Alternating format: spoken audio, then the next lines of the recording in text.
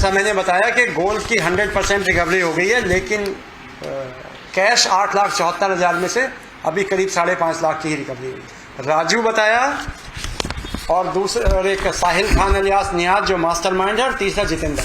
परसों रात को उसको जब वो अपने घर जा रहा था 13 की नाइट को अपना काम खत्म करके, तो उसको रास्ते में उसकी मोटरसाइकिल रोक करके ज़बरदस्ती उसको किडनैप करके लेके गए। सारी रात इसको उधर उधर भगाते रहे कि हमको जो बैंक में है चल हमारे साथ खोल दे।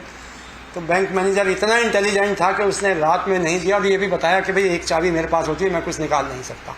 The manager was told to enter into the bank by the robbers. Yes.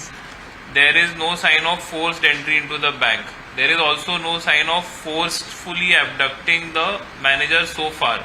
So, like you said, कि पेट्रोलिंग नहीं हो रही है, तो वो जो है ऐसा विजिबल क्राइम सीन नहीं नजर आया। विजिबल क्राइम सीन नहीं नजर आ रहा है। It is a case of putting the bank manager under duress, and we are investigating the case. So we are investigating all the angles. It is just less than 12 or 24 hours.